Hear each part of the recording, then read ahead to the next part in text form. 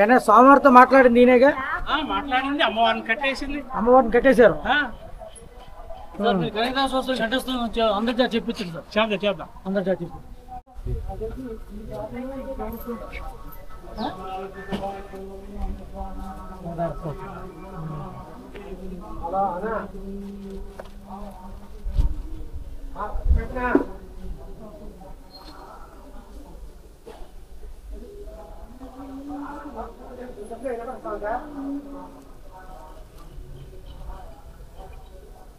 అమ్మవారిని కట్టేసింది ఇక్కడే. ఏ సందర్భంగా కట్టేసింది? అనంతాల వారు ప్రధానంగా రామానుజుల వారు శిష్యులు. శ్రీరంగంలో శిష్యులందరినీ కూడా పోగు చేసి వెంకటేశ్వర స్వామి వారికి పుష్పములంటే ఇష్టము, ఎవరు వెళ్ళి పుష్ప కైంకర్యం చేస్తారు అంటే ఈయన లేచారు. అనంతాలు స్వామి నాకు అనుగ్రహిస్తే నేను చేస్తానంటే, సరే నీ భార్య నిన్ను సోలాలి కదా, ఏం పర్వాలా తీసుకెళ్తాను. వచ్చాడు. వచ్చి ఇక్కడ దీనికి అవతల ఉంది కోనేరు, తవ్వుతున్నాడు. భార్యకేమో ఎత్తి పెడుతున్నాడు, అవతలకి పారబోస్తున్నాడు. గర్భిణి స్వామి చూసి ఒక బాలుడు రూపంలో వచ్చి ఆమె తట్ట అందుకుని అవతల పారబోస్తున్నాడు. అదేమిటి ఇందాక చాలాసేపటికి వచ్చేదానివి ఇప్పుడు తొందరగా వస్తున్నావేమిటి? ఎవరో బాలుడు వచ్చి అందుకుంటున్నాడండి.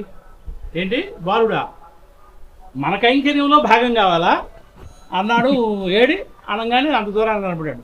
ఆ చేతిలో గడ్డ పొరుగు, మనం బయట అనంతాల వారి గడ్డ స్వామివారి దర్శనానికి వెళ్తే పైన ఉంటుంది. ఇప్పటికే గడ్డ స్వామి పరుగు లంఘించేసరికి ఎక్కడికి వెళ్ళేది అన్నాడు. ఆ గడ్డ పరుగు తీసి ఇసిరాడు. ఏబాక అని వెనక తిరిగానే వచ్చి ఇక్కడ తగిలింది స్వామికి. మాయమైపోయాడు. అక్కడికి స్వామి దగ్గర రక్తం కారుతుంది. గడ్డం మెయిన్ విగ్రహాన్ని మెయిన్ స్వామికి అది పచ్చకర్పూరం యావత్తు పెట్టిన తర్వాత అనంతాల వారిని కవర్ చేయండి అన్నారు. కవర్ చేశారు. ఏమయ్యా నువ్వు చేసిన సిద్ధి విలాసం ఇదిగో ఇలా ఉంది నాకు. స్వామి మీరు అనుకోలేదు, నేను ఎవరో భాగం కొరకు వచ్చాడు కైంకర్యం కొరకు అని నేను అనుకున్నా కానీ తమరు అనుకోలేదు. నన్ను క్షమించవలసిందని కాదయ్యా, నీ విధానాన్ని భక్తులకు తెలియజేయటానికి నేను మమ మాయా దురచ్చయ, నా మాయ తెలుసుకోవటం సాధ్యం కాదు కనుక ఏదో విలాసం చేశాను సుమా. సరే స్వామి నీ విలాసానికి బద్ధుడై ఉంటామే అన్నాడు. సరే రోజు రాత్రే అయిపోయింది తటాకం. మొత్తం స్వామి సంకల్పం చేత తటాకం అయిపోయింది. ఆయన మొత్తం ఈ తోట యావత్తు కూడా వేసి పుష్పాలు స్వామికి గుర్చుతూ చేస్తూ ఉన్నాడు కైంకర్యం. రోజు రాత్రిపూట స్వామి అమ్మవారు ఇద్దరు వచ్చి తోటంతా తిరుగుతూ ఉన్నారు రోజు. ఈయన ఏంటి తోట చంద్రవందరగా తొక్కుతున్నారు ఎవరు అని ఒకరోజు కాపలా కాశాడు. కాపలా కాస్తే ఇద్దరు మాట్లాడుకుంటున్నారు చెట్టు దగ్గర. ఓహోహో మీరా మా తోట పాడు చేస్తుంది అని ఉండండి అంటుండగానే స్వామి పరిగెత్తాడు. ఏం అక్కడే కూర్చుంది. నువ్వు ఎక్కడికి వెళ్తా, నీ ప్రియుడు వస్తాడులే అని కట్టేశాడు తీగలతో అమ్మవారిని. ఇదే ప్లేస్ కట్టేస్తే ఇంకేముంది, అక్కడ చెట్టు ఉంది అమ్మవారిని కట్టేస్తే ఉంది. అక్కడ కౌసల్య సుప్రజారామం మొదలేశారు. అమ్మవారు లేదు. ఏంటంటే అమ్మవారు లేదు వక్షస్థలం అని అంటే స్వామి చెప్పారు. తోటలో అనంతాల వారు కట్టేశారు అంటే అప్పుడు మేళతాళంలో తీసుకొచ్చి పలకీలో ఎక్కించుకొని మళ్ళా తీసుకొచ్చారు. అప్పటి నుండి మళ్ళీ అమ్మవారు వచ్చారు. ఆ వారసులే లోపల ఉన్నారు. అమ్మవారు అనంతాల వారు వారసులు 26 అందరూ ఆయన దర్శించి దండం పెట్టుకుని ఎవరో దోసింది వాళ్ళు ఇవ్వండి. జయ శ్రీమద్ రమణ గోవింద హరి ఏడుకొండలవాడ వెంకటరమణ గోవింద గోవింద.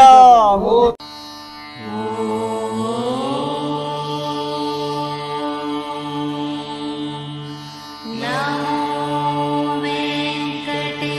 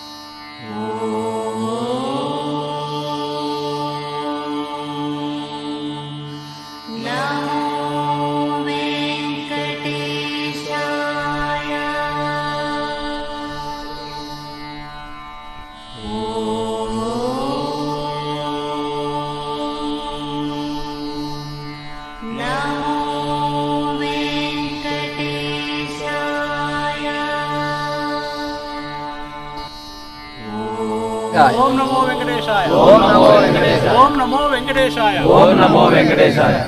ఏడుకొండలవాడ వెంకటరమణ గోవింద గోవింద గోవింద గోవింద తిరుమలయందు నీ దివ్యక్షేత్రంబు వీక్షించిన వాడు దూషించలేడు. దూషించినైతే పన్నుడై ఎవరైనా తిరుమల స్వామిని దర్శించి ఈ క్షేత్రాన్ని చూచి దూషించినట్లయితే వాడికి 72 నరకంలో చోటు లేదు. నరకాల్లో కూడా నరకాల్లో కూడా చోటు లేదు, అంత పాతకం వస్తుంది. అలాంటిది ఈ క్షేత్రం. ఈ క్షేత్రం యొక్క మహిమ ఏమిటి అంటే, పూర్వము వరాహస్వామి వారు పుట్లో ఉన్నారు.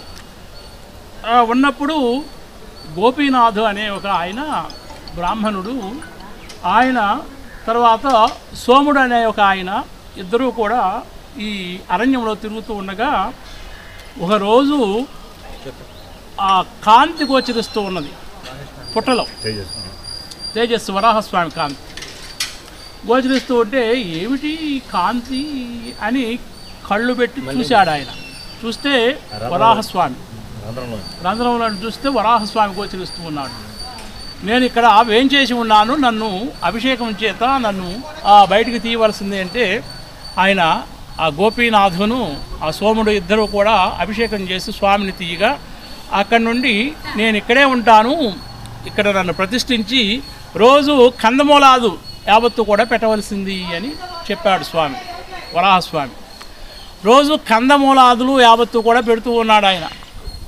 ఆ గోపి పెడుతూ ఉంటే ఒకరోజు పని మీద ఇంకొక ఊరు వెళ్ళవలసి వస్తే పిల్లవాడికి చెప్పాడు, ఒరే నాయన ఆ కందమూలాలు యావత్తు కూడా పెట్టు, నేను వెళ్తూ ఉన్నాను అంటే శ్యామదుంపలు కందమూలాలు వేశారు అక్కడ. వేస్తే ఆ శ్యామదుంపలు బాగా ఉడికించి తీసుకొచ్చి స్వామికి నివేదన చేశాడు పిల్లవాడు. చేస్తే మామూలు నివేదన అంటే చూపించి మనం తింటాం, స్వామి తింటలా. స్వామి మా నాన్నగారు పెడితేనేమో మీరు తింటారు, నేను పెడితే తినరా అని గగ్గోలు పెట్టి ఏడుస్తూ ఉన్నాడు. అప్పుడు స్వామి ప్రత్యక్షమై, ఒరే నాయన తింటాలే వేడు బాకు అని తినేశాడు. స్వామి వెళ్ళాడు, వెళ్ళి తండ్రి వచ్చాడు, ఏదిరా ప్రసాదం ఏది? స్వామి తినేశాడు. స్వామి తింటమేంటిరా? స్వామి తినేశాడు తండ్రి, పద వెళ్దాం. వెళ్ళి చూస్తే ఏముంది అక్కడ? ఏమీ లేదు, గోచరించటల్లా. అప్పుడు స్వామికి మొక్కుబడి చేశాడు, స్వామి తెలియజేసినటువంటి అపరాధం మా యొక్క కుమారుడు అంటే కాదురా, భక్తి చేత నివేదన చేయమన్నాడు, నన్ను ఆరగించమన్నాడు, అందుచేత నేను ఆరగించాను సుమా, బాధపడవలసిన పని లేదు అని చెప్పగా అక్కడి నుండి వరాహస్వామి యావత్తు కూడా అక్కడ పూజింపబడుతూ ఉంటే ఇందులోనే ఆ భృగు మహర్షి వెళ్ళటము, ఆ అమ్మవారిని తనటము, అమ్మవారు అలిగి ఆ కొల్హాపురం వెళ్ళటము, స్వామి అమ్మవారిని వెతుక్కుంటూ రావటము యావత్తు కూడా ఇక్కడ తిరుగుతూ ఉన్నాడు. స్వామి తిరుగుతూ వరాహస్వామిని చూశారు. స్వామి ఓహో నేను కూడా ఇక్కడే ఉండవచ్చు అని ఆయన ఒక పుట్టలో ఉన్నారు స్వామి.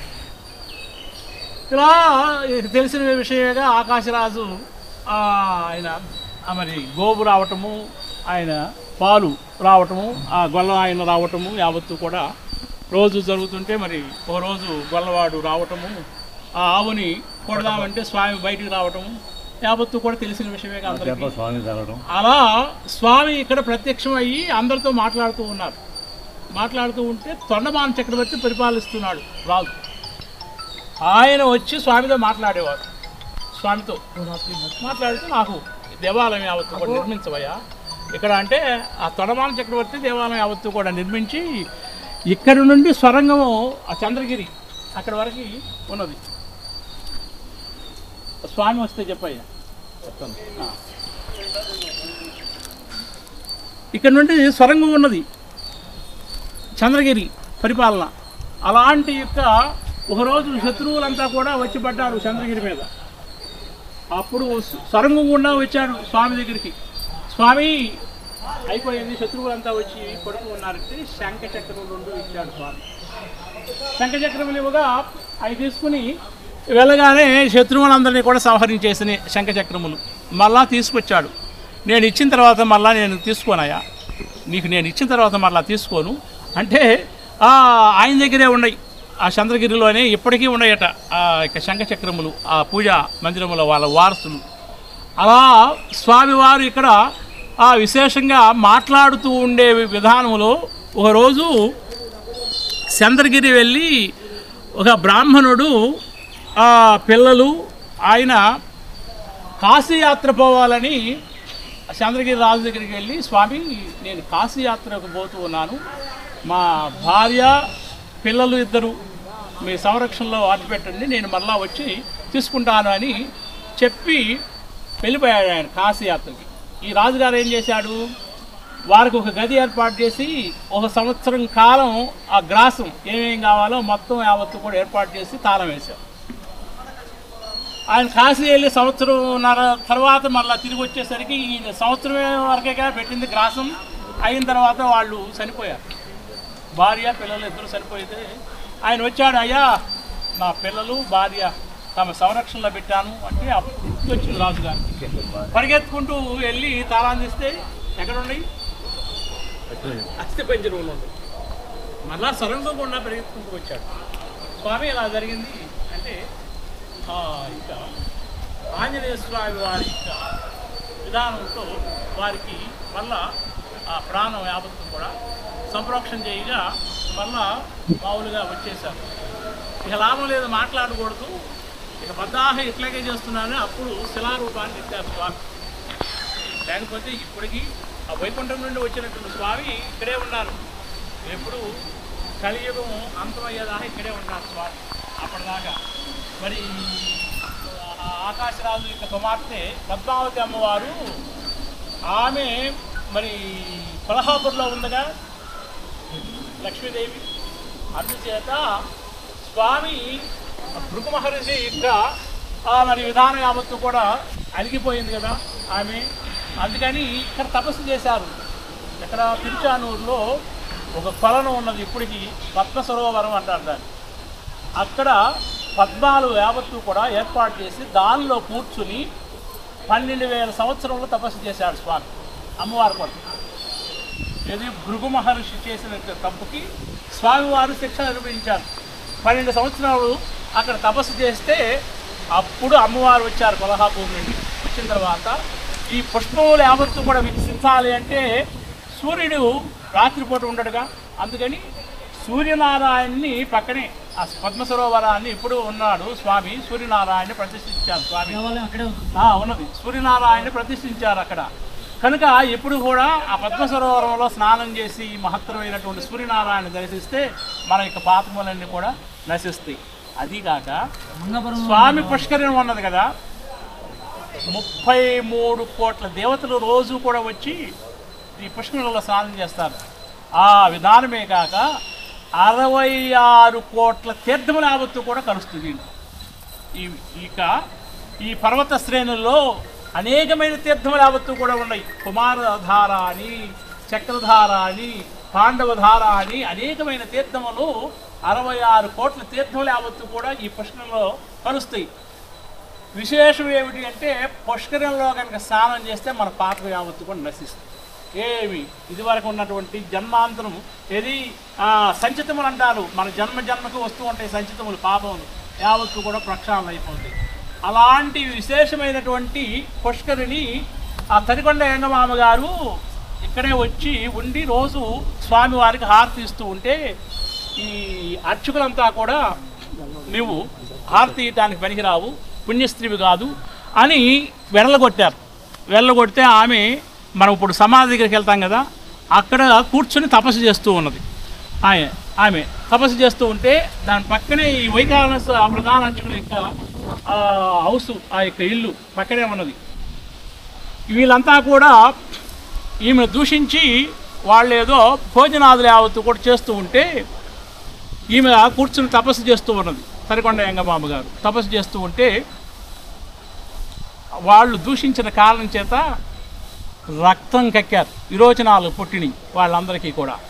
ఒక్కసారిగా వారికి ఇప్పటికీ వంశంలో ఒక్కలే తరికొండ యంగమాంబను దూషించడం మూలాన స్వామివారి శాపం చేత, తరికొండ యంగమామ గారి శాపం చేత ఆ ప్రధాన అర్చకులకి ఇప్పటికీ కూడా ఒకళ్ళేనంట సంతానం, ఒక్కళ్ళే సంతానం ఎప్పటికీ కూడా. తరికొండ వెంగమాంబ గారికి శాపం. ఇక్కడ లాభం లేదని కుమారతీర్థం దగ్గరికి వెళ్ళి తపస్సు చేస్తుంది ఆమె. చేస్తూ ఉంటే ఒక కృష్టివాడు తెలుసుకున్నాడు అమ్మవారి గురించి, తరికొండ వెంగమాంబ అమ్మవారిని గురించి తెలుసుకుని వెళ్ళి దర్శించాడు. దర్శిస్తే కళ్ళు మూసుకుంది. కళ్ళు మూసుకుంటే నేను తెరువు అనేదాకా తెరవద్దు. కళ్ళు మూసుకున్నాడు. వచ్చి పుష్కరంలో ఉన్నాడు. ఒక్కసారి లెగముంది అమ్మవారు. లేస్తే కృష్ణు మొత్తం పోయింది. ఆ పుష్కరంలో స్నానం అంత మహిమ కలిగినటువంటి పుష్కరి. ఎలాంటి రోగములు కానీ ఎలాంటి యొక్క పాతకములు కానీ ఏమి ఉండవు. నమ్మకం ఉండాలి. శాశ్వతమైనటువంటి ఇది ఆ వెంకటేశ్వర స్వామి వారి సన్నిధానము. ఇది ప్రతి అణువు కూడా మహత్తరమైన, ఈ చెట్లు కూడా మహర్షులు, మహత్తరమైన మహర్షులు. అణువు కూడా పవిత్రమైనది. వైకుంఠధామం ఇది, భూలోక వైకుంఠధామము. అలాంటి యొక్క వైకుంఠధామంలో మనకి ఈ సేవాభాగ్యం కల్పించారు. నాకైతే నాకు తెలియదు. ఆ సుబ్బారావే అన్నయ్య నీ పేరు రాశానన్నాడు.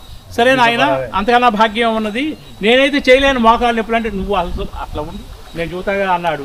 ఆహా, సుబ్బారావు యొక్క వాడి యొక్క మరి చేయటం మూలాన మనకి పుణ్యం యావత్తు కూడా లభించింది. ఏడుకొండలవాడ వెంకటరమణ గోవింద గోవింద గోవింద గోవింద, వెంకటదాసమర్థ గోవింద, శ్రీ శ్రీనివాసమర్థ గోవింద, శ్రీ విష్ణుదాసమర్థ గోవింద, శ్రీ కృష్ణదాసమర్థ గోవింద.